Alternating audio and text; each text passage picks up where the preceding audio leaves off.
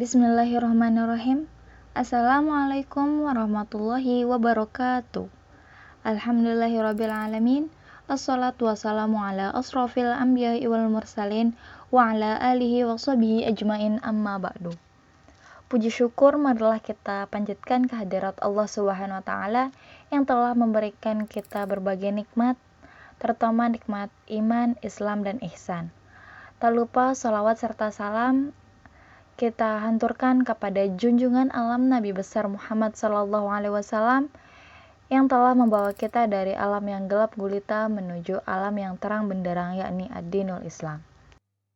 Yang sama-sama kita hormati Ibu Siti Atikah SE MSI AK selaku dosen pengampu mata kuliah Manajemen Keuangan serta teman-teman sekalian yang berbahagia.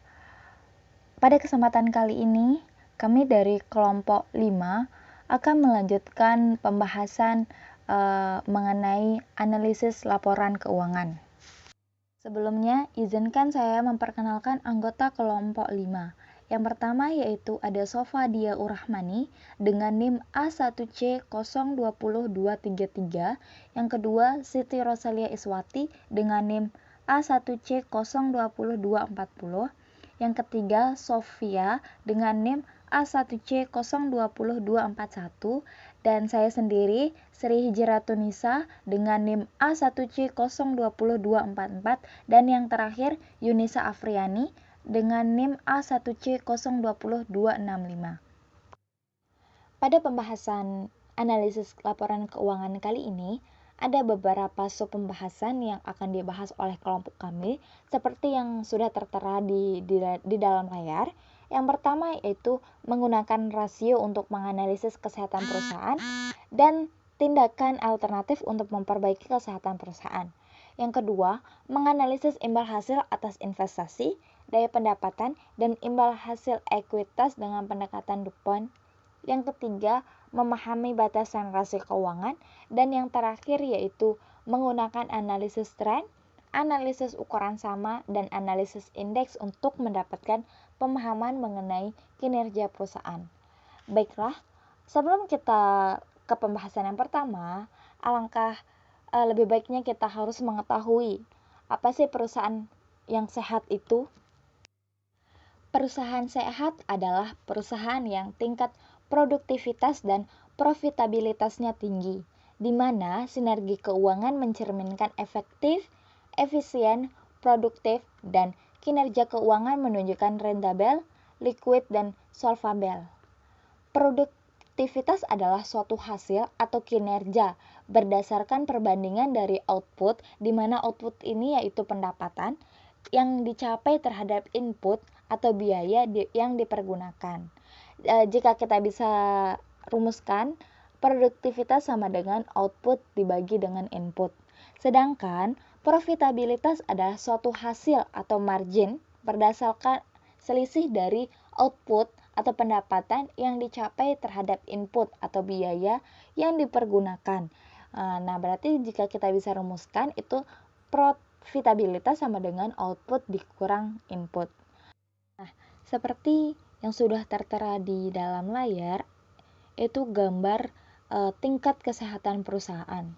Nah, di mana kita bisa lihat kapan perusahaan itu sehat, kapan perusahaan itu kritis, kapan perusahaan itu waspada, dan kapan perusahaan itu bangkrut.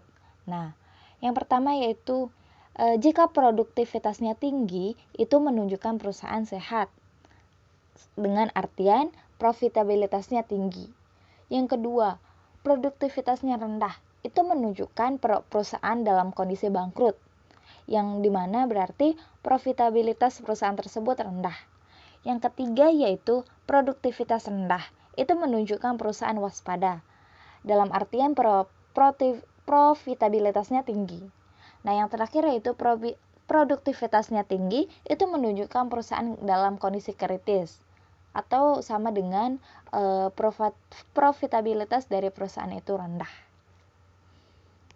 Oke, langsung saja kita kepada pembahasan yang pertama, yaitu mengenai analisis rasio keuangan yang akan dijelaskan oleh rekan saya yaitu Sofia. Kepadanya dipersilahkan.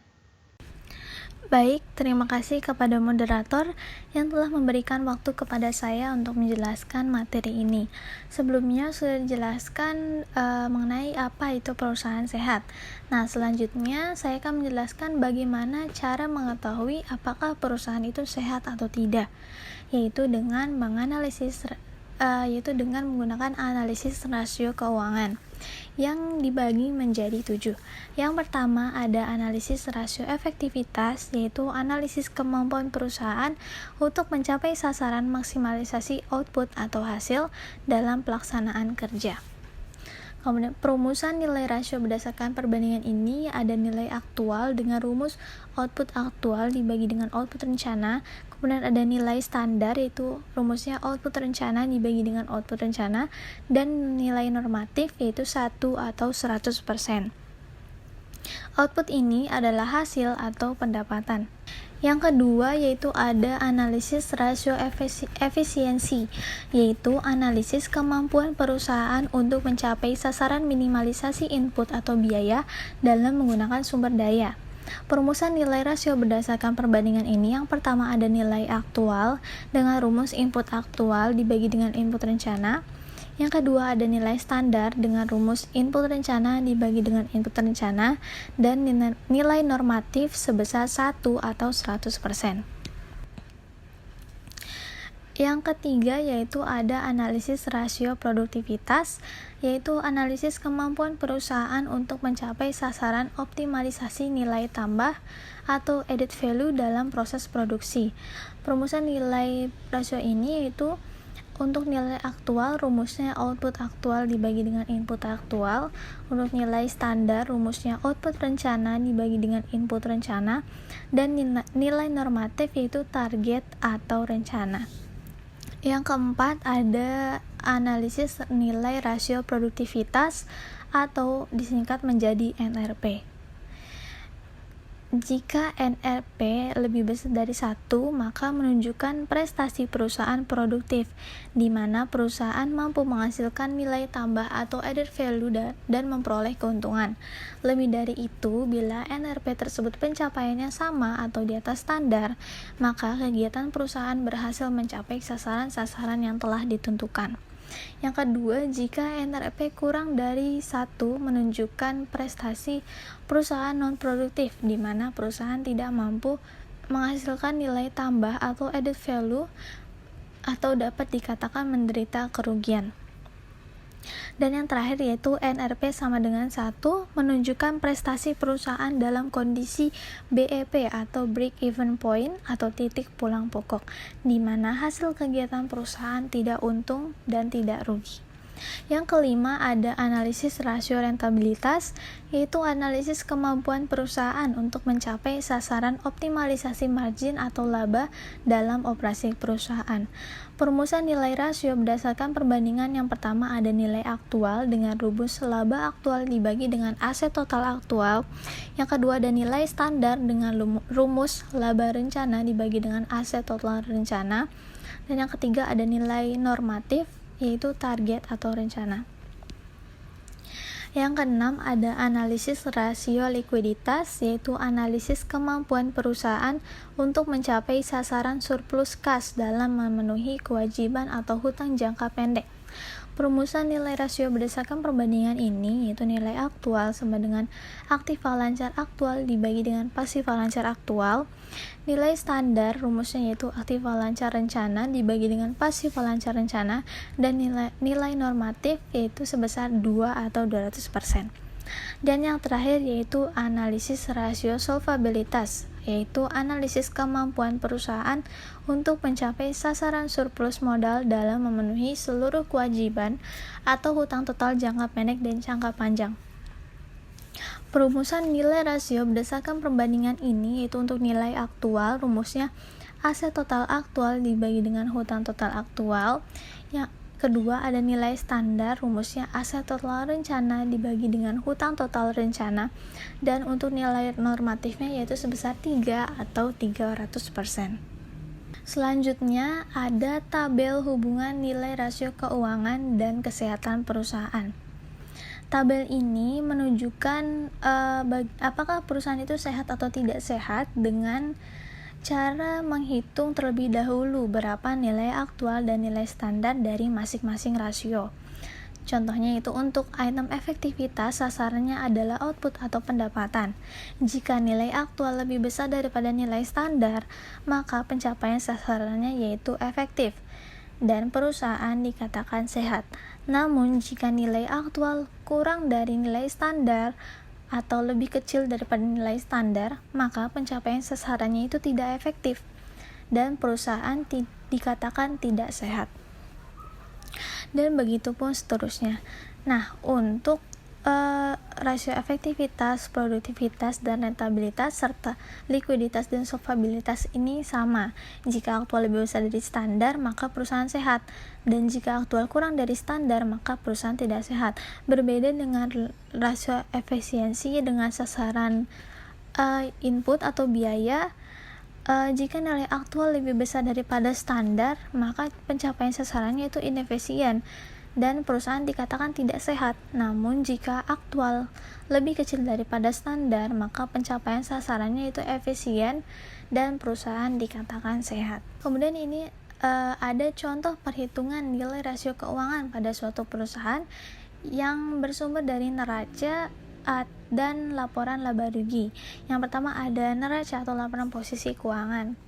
Bisa kita lihat di sini untuk item di sebelah kiri itu ada item aktiva lancar terdiri dari kas bank, persediaan dan piutang dengan jumlah Rp200.000 di kolom aktual dan Rp150.000 di kolom rencana. Kemudian ada aktiva tetap yang terdiri dari tanah, bangunan, mesin, inventaris dan penyusutan yang jumlahnya sebesar Rp380.000 di kolom aktual dan Rp380.000 di kolom rencana, dan yang terakhir ada aktiva lain sebesar Rp80.000 di kolom aktual dan Rp50.000 di kolom rencana.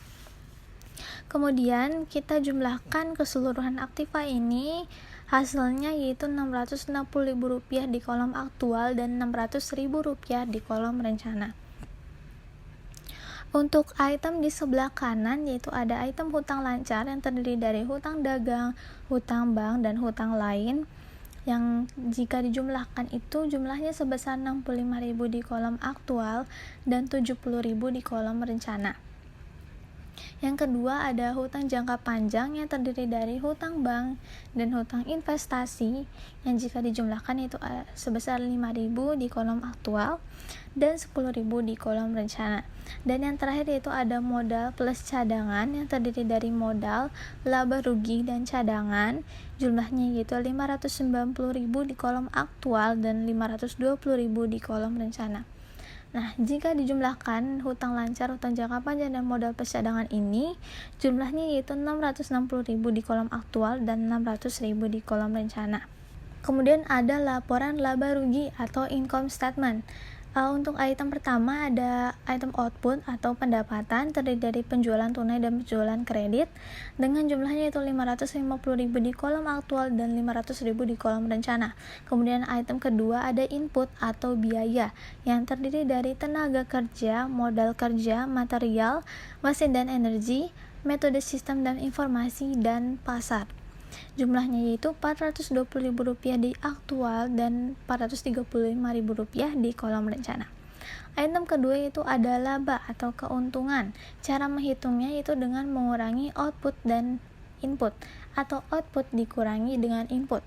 Hasilnya untuk kolom aktual sebesar Rp130.000 dan untuk kolom rencana sebesar Rp65.000. Item keempat ada aset total atau total aset yang berasal dari laporan posisi keuangan atau neraca. Di kolom aktual ini sebesar Rp660.000 dan kolom rencana sebesar Rp600.000. Kemudian yang item kelima ada produktivitas. Cara menghitungnya yaitu output dibagi dengan input. Hasilnya 131% di kolom rencana aktual dan 115% di kolom rencana. Dan yang terakhir ada return on asset. Di kolom aktual yaitu return on asset ini cara menghitungnya laba dibagi dengan aset total, hasilnya 20% di kolom aktual dan 11% di kolom rencana. Selanjutnya ada cara menghitung nilai rasio keuangan. Yang pertama kita akan menghitung nilai aktual dari masing-masing rasio. Untuk rasio pertama itu ada rasio efektivitas dengan rumus output aktual dibagi dengan output rencana sebesar Rp550.000 dibagi dengan 500.000, hasilnya 1,10 atau 110%. Yang kedua ada rasio efisiensi dengan rumus input aktual dibagi dengan input rencana, yaitu 420.000 dibagi dengan 435.000, hasilnya 0,97 atau 97%. Yang ketiga ada rumus produktivitas dengan rumus output aktual dibagi dengan input aktual, yaitu 550.000 dibagi dengan 420.000, hasilnya 1,31 atau 131%. Yang keempat ada rasio rentabilitas dengan rumus laba aktual dibagi dengan aset total aktual, 130.000 dibagi dengan 660.000, hasilnya 0,20 atau 20%. Kemudian yang kelima ada rasio likuiditas dengan rumus aktiva lancar aktual dibagi dengan pasiva lancar aktual, yaitu 200.000 dibagi dengan 65.000, hasilnya 3,08 atau 308%. Dan yang terakhir yaitu ada rasio solvabilitas dengan rumus aset total aktual dibagi dengan hutang total aktual, yaitu 660.000 dibagi dengan 70.000, hasilnya 9,43 atau 943%. Untuk mengetahui dari mana angka-angka ini, untuk rasio efektivitas, efisiensi, produktivitas, dan rasio rentabilitas ini, angka-angkanya berasal dari laporan laba rugi. Dan untuk rasio likuiditas dan solvabilitas ini, angka-angkanya berasal dari laporan posisi keuangan atau neraca. Selanjutnya, kita akan menghitung nilai standar dari masing-masing rasio. Rasio yang pertama yaitu rasio efektivitas dengan rumus output rencana dibagi dengan output rencana, yaitu 500.000 dibagi dengan 500.000, hasilnya 1,00 atau 100%. Kemudian yang kedua ada rasio efisiensi dengan rumus input rencana dibagi dengan input rencana, yaitu 435.000 dibagi dengan 435.000, hasilnya 1,00 atau 100%. Yang ketiga ada rasio produktivitas dengan rumus output rencana dibagi dengan input rencana, yaitu 500.000 dibagi dengan 435.000, hasilnya 1,15 atau 115%. Yang keempat ada rasio rentabilitas dengan rumus laba rencana dibagi dengan aset total rencana, yaitu 65.000 dibagi dengan 600.000, hasilnya 0,11 atau 11%. Kemudian yang ke 5 ada rasio likuiditas dengan rumus aktiva lancar rencana dibagi dengan pasiva lancar rencana, yaitu 150.000 dibagi dengan 70.000, hasilnya 2,14 atau 214%. Dan yang terakhir ada rasio solvabilitas dengan rumus aset total rencana dibagi dengan hutang total rencana, yaitu 600.000 dibagi 80.000, hasilnya 7,5 atau 750%. Dan yang terakhir ada nilai informatif dari masing-masing rasio. Untuk rasio efektivitas itu nilai informatifnya sebesar 1 atau 100%, kemudian rasio efisiensi yaitu sebesar 1 atau 100%, kemudian rasio produktivitas sebesar 115%, berasal dari nilai rencana. Kemudian yang keempat ada rasio rentabilitas sebesar 11%, ini berasal dari nilai rencana juga. Kemudian yang kelima ada rasio likuiditas sebesar 2 atau 200%, dan yang terakhir yaitu rasio solvabilitas sebesar 3 atau 300%. Jika kita sudah mengetahui berapa nilai aktual, nilai standar, dan nilai informatif, maka kita sudah bisa menentukan apakah perusahaan itu sehat atau tidak dengan cara melihat tabel hubungan nilai rasio keuangan dan kesehatan perusahaan. Contohnya yaitu untuk rasio efektivitas, tadi nilai aktualnya sebesar 110%. Dan untuk nilai standarnya itu sebesar 100%, maka nilai aktual lebih besar daripada nilai standar. Jadi pencapaian sasarannya yaitu efektif dan perusahaan dikatakan sehat. Kemudian yang Kedua itu rasio efisiensi dengan nilai aktualnya itu sebesar 97% dan nilai standarnya sebesar 100%. Maka nilai aktual lebih kecil daripada nilai standar. Jadi pencapaian sasaran yaitu efisien dan perusahaan dikatakan sehat. Kemudian untuk rasio produktivitas yaitu nilai aktualnya sebesar 131% dan nilai standarnya sebesar 115%. Jadi nilai aktual lebih besar daripada nilai standar. Maka pencapaian sasarannya itu produktif dan perusahaan dikatakan sehat. Kemudian untuk rasio rentabilitas tadi untuk nilai aktualnya sebesar 20% dan nilai standarnya sebesar 11%, maka nilai aktual lebih besar daripada nilai standar, pencapaian sasarannya itu rentabel dan perusahaan dikatakan sehat. Kemudian untuk rasio likuiditas nilai aktualnya sebesar 308%. Dan nilai standarnya sebesar 214%. Ini membuktikan bahwa nilai aktual lebih besar daripada nilai standar, maka pencapaian sasaran itu liquid dan perusahaan dikatakan sehat. Dan yang terakhir untuk rasio solvabilitas nilai aktualnya sebesar 943% dan untuk nilai standarnya sebesar 750%, maka nilai aktual lebih besar daripada nilai standar, pencapaian sasaran itu solvable dan perusahaan dikatakan sehat. Baik, sekian yang bisa saya sampaikan untuk penjelasan di materi ini. Saya serahkan kembali kepada moderator. Terima kasih. Ucapkan terima kasih kepada rekan saya yaitu Sofia atas penjelasannya yang sudah sangat rinci, di mana di sana juga sudah dijelaskan contoh perhitungan dari rasio-rasio yang sudah dijelaskan sebelumnya. Oke, pembahasan kedua yaitu mengenai menganalisis imbal hasil atas investasi yang akan dijelaskan oleh rekan saya yaitu Sofadia Urrahmani. Kepadanya dipersilahkan. Terima kasih kepada moderator yang telah mempersilahkan saya. Selanjutnya saya akan menjelaskan tentang menganalisis imbal hasil atas investasi. Pentingnya imbal hasil atas modal investasi yang pertama itu mengukur profitabilitas. Sebuah indikator penting tentang kekuatan keuangan jangka panjang dengan ukuran ringkasan utama dari laporan laba rugi dan posisi keuangan secara efektif menyampaikan dari berbagai perspektif pendanaan, yaitu investor dan kreditor. Yang kedua, mengukur efektivitas manajerial. Tingkat imbal hasil tergantung keahlian, kepandaian, dan motivasi manajemen. Imbal hasil atas motivasi adalah ukuran yang relevan dari efektivitas manajerial perusahaan. Untuk yang ketiga, ukuran perencanaan dan pengendalian.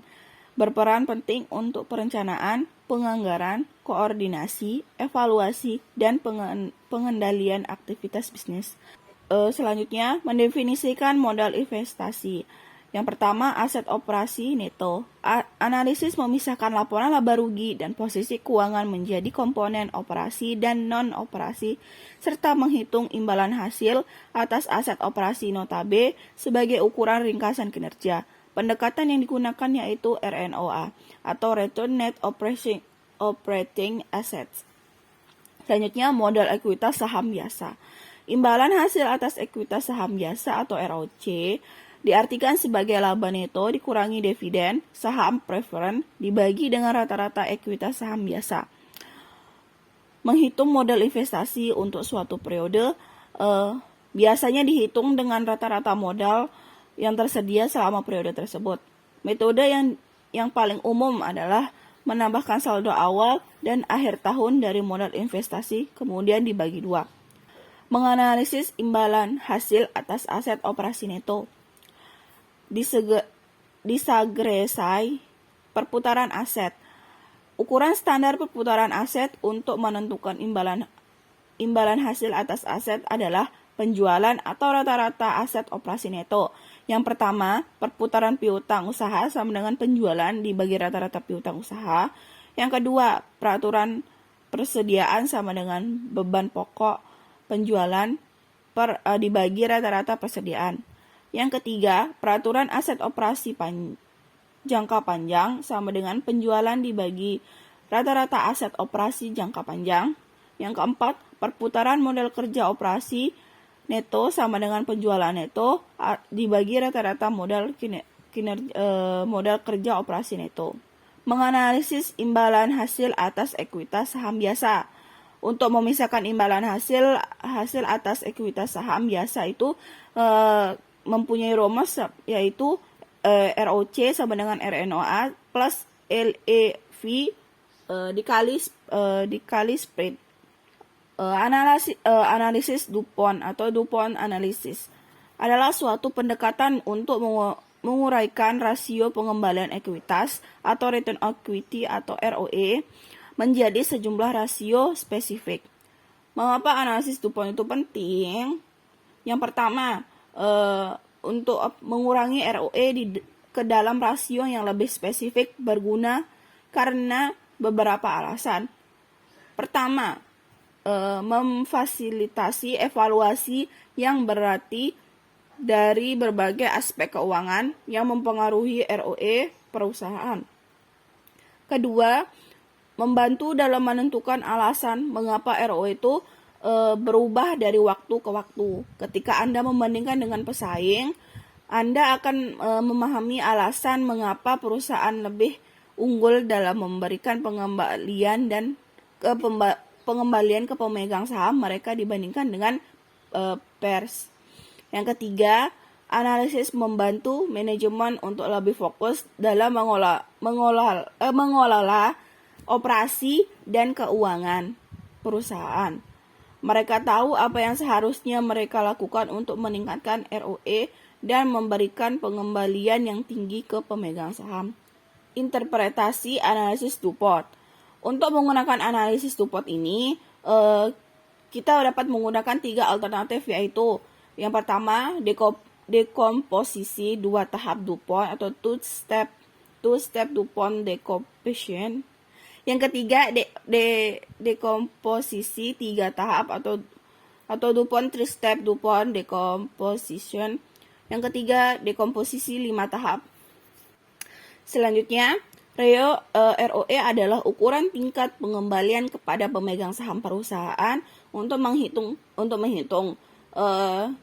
Di sini ada rumusnya, yaitu ROE sama dengan laba bersih dibagi total ekuitas. ROE itu mengukur seberapa baik perusahaan menggunakan modal ekuitas untuk menghasilkan keuntungan. Selain sebagai faktor dalam valuasi harga saham perusahaan, itu biasanya juga menjadi indikator kinerja dan kesuksesan eksekutif perusahaan dalam mengelola bisnis.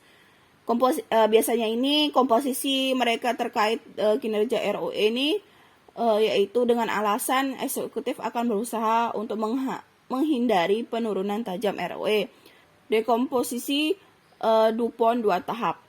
Di bawah dekomposisi 2 tahap ROE adalah fungsi pengembalian atas aset dan tingkat leverage perusahaan. Di sini ada rumusnya, yaitu ROE sama dengan ROA dikali rasio leverage, di mana ROE sendiri itu adalah sama dengan laba bersih dibagi total aset, rasio leverage itu sama dengan total aset dibagi total ekuitas. ROA sendiri memberikan gambaran ke Anda tuh tentang seberapa efisien perusahaan menghasilkan keuntungan menggunakan asetnya. Semakin tinggi ROA, maka semakin baik perusahaan dalam menghasilkan keuntungan. Rasio leverage adalah indikator solvabilitas dan memberitahu Anda beberapa besar perusahaan menggunakan utang untuk membiayai operasional. Semakin tinggi rasio, maka semakin besar utangnya. Dekomposisi DuPont 3 tahap. Di bawah ini ada rumus DuPont 3 tahap ya, untuk mengurangi ROE menjadi 3 rasio keuangan, yaitu rumusnya ROE sama dengan margin laba bersih dikali rasio perputaran aset dikali rasio leverage keuangan. Margin laba bersih sama dengan laba bersih dibagi pendapatan. Rasio perputaran aset sama dengan pendapatan dibagi total aset. Rasio leverage sama dengan total aset dibagi total ekuitas. Untuk margin laba bersih ini adalah sebuah ukuran profitabilitas untuk memberitahu Anda seberapa persen perusahaan dapat mengkonversi penjualan menjadi laba rugi. Margin laba bersih merupakan sebuah ukuran profitabilitas untuk memberitahu Anda seberapa persen perusahaan Anda mengkonversi penjualan menjadi laba bersih. Terus untuk menghitung laba bersih ini Anda harus mengurangi pendapatan dengan beban-beban berikut. Yang pertama itu harga pokok penjualan, beban penjualan, beban umum dan administrasi, beban depresiasi.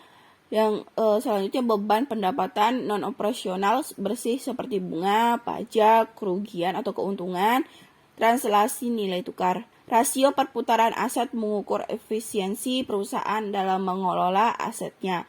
Secara spesifik, rasio memberitahu Anda berapa banyak pendapatan perusahaan hasilkan menggunakan asetnya. Ketika rasio perputaran aset meningkat, maka itu perusahaan menunjukkan berhasil membukukan lebih banyak penjualan menggunakan asetnya, sehingga akan menghasilkan ROE yang lebih tinggi. Dekomposisi DuPont 5 tahap. Di bawah ini ada rumusnya untuk DuPont 5 tahap. ROE adalah sebagai fungsi dari 5 indikator tersebut.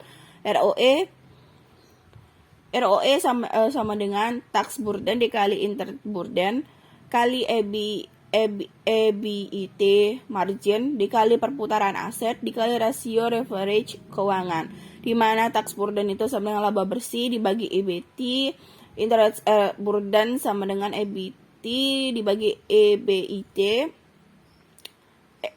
EBIT margin sama dengan EBIT dibagi pendapatan, perputaran aset itu sama dengan perputaran aset dibagi total aset, rasio leverage keuangan sama dengan total aset dibagi total ekuitas.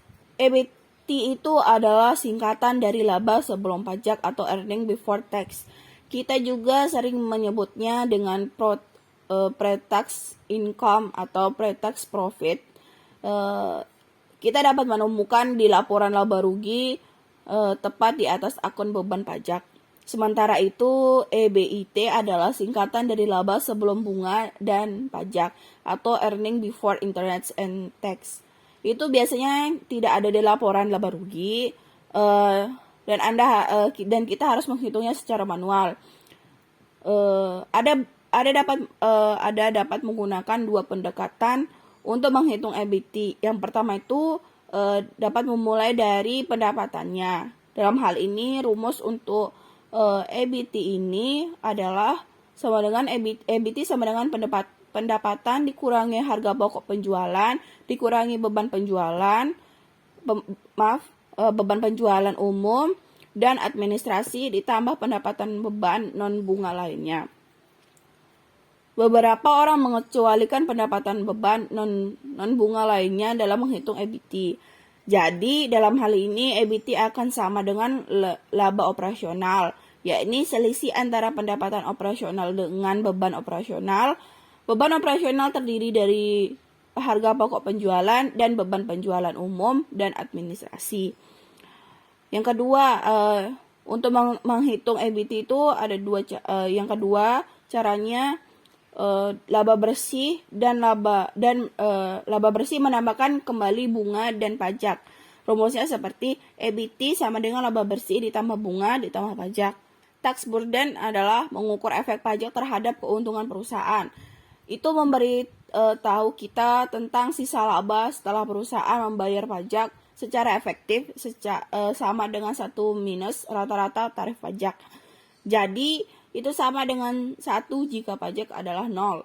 Tax burden yang tinggi meningkatkan laba bersih karena rata-rata tarif pajak menurun, sehingga kontribusi terhadap ROE yang lebih tinggi. Penurunan tarif pajak mungkin terjadi karena perusahaan menghasilkan lebih banyak pendapatan di yurisdiksi pajak yang lebih rendah, atau karena kebijakan legislasi baru dari pemerintah. Sementara itu, ketika rasio tax burden menurun, maka tarif pajak rata-rata meningkat untuk menurunkan laba bersih dan mengurangi ROE. yaitu dengan cara interest burden itu menunjukkan ke kita tentang pengaruh beban bunga terhadap ROE. Beban bunga sendiri adalah beban yang tinggi mengurangi laba bersih, rasio interest burden turun dan menurunkan ROE. Interest burden akan sama dengan 1 jika perusahaan tidak memiliki utang. Margin EBIT merupakan ukuran profitabilitas operasi perusahaan. Margin EBIT yang lebih tinggi menunjukkan bahwa perusahaan mampu mengkonversi pendapatan menjadi laba. Setelah mengcover semua beban non-bunga pajak itu, meningkatkan ROE perusahaan. Keuntungan menggunakan metode analisis DuPont. Yang pertama itu bagi manajemen itu berguna untuk memfokuskan perbaikan ROE. Analisis DuPont memberikan penilaian yang lebih akurat tentang alasan mengapa ROE berubah. Analisis tersebut memecahnya menjadi sejumlah rasio keuangan yang lebih spesifik. Dengan begitu, manajemen seharusnya menyadari apa yang harus mereka lakukan, apakah harus meningkatkan margin keuntungan, pemanfaatan aset, leverage keuangan, atau kombinasi ketiganya.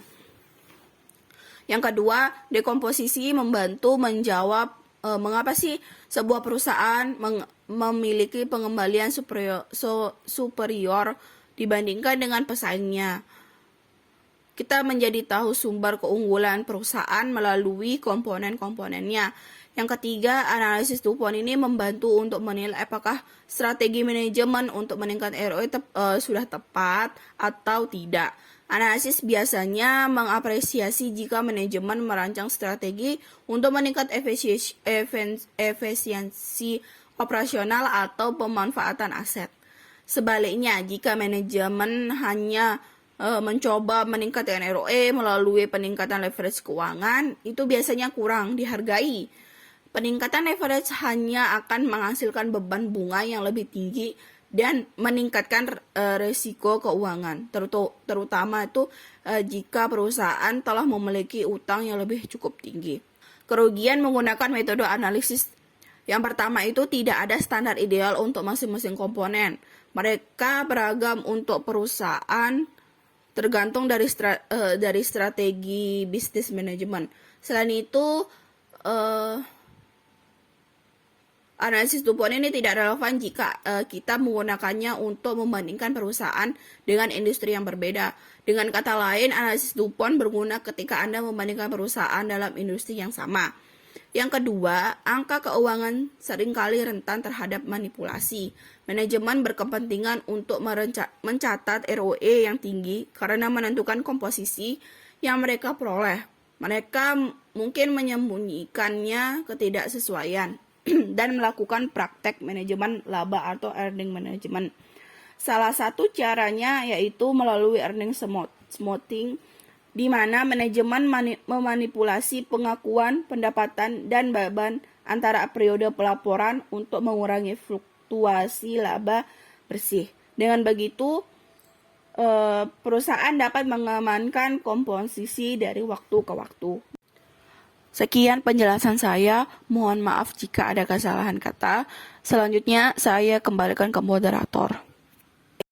Saya ucapkan terima kasih kepada Sofadia Urrahmani atas penjelasannya yang sudah sangat rinci, di mana di sana teman-teman sudah mengetahui analisis imbal hasil atas investasi dan yang lainnya dengan menggunakan pendekatan DuPont. Kenapa kita harus menggunakan pendekatan DuPont dan sebagainya. Yang selanjutnya yaitu kita harus tahu nih batasan rasio keuangan perusahaan. Batasan rasio keuangan perusahaan ini akan dijelaskan oleh rekan saya kepada Siti Rosalia Itswati. Dipersilahkan. Baik, terima kasih kepada Saudari Nisa selaku moderator telah memberikan saya waktu untuk menjelaskan tentang batasan rasio keuangan. Berikut adalah batasan-batasan dalam analisis rasio keuangan. Yang pertama, rasio keuangan didasarkan atas data laporan akuntansi, sehingga perlu dipertimbangkan atas dasar apakah data tersebut dikembangkan.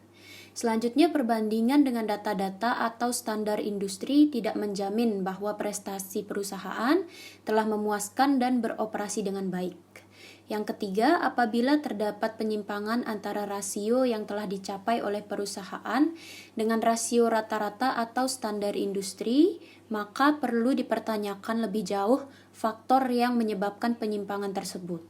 Karena tidak jarang sistem akuntansi yang dipergunakan dalam industri tersebut berbeda antara satu perusahaan dengan perusahaan yang lainnya.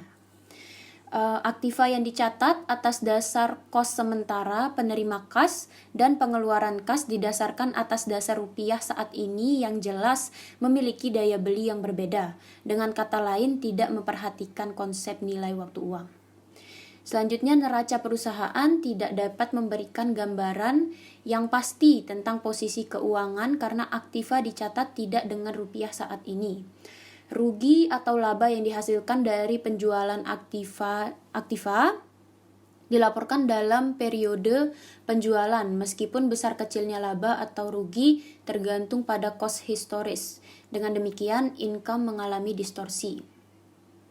Selanjutnya, yang keempat, pemilihan metode penilaian persediaan dapat memberikan dampak yang besar terhadap tingkat profitabilitas perusahaan dalam periode inflasi. Dalam kondisi inflasi, metode last in first out atau LIFO dalam penilaian persediaan akan menghasilkan laba yang dilaporkan oleh bagian akuntansi menjadi lebih rendah. Demikian juga dengan beban pembayaran pajak jika dibandingkan dengan metode first in first out atau FIFO. Jika inflasi mengakibatkan kenaikan tingkat harga, maka nilai obligasi atau long-term debt akan menurun. Oleh karena itu, pengaruh inflasi atau penurunan daya beli dan perubahan harga sebaiknya dicantumkan dalam laporan akuntansi. Namun demikian perlu diperhatikan bahwa pengaruh inflasi tidaklah sama untuk semua aktiva perusahaan. Metode depresiasi yang berbeda juga akan berpengaruh terhadap laba yang dilaporkan oleh Departemen Akuntansi.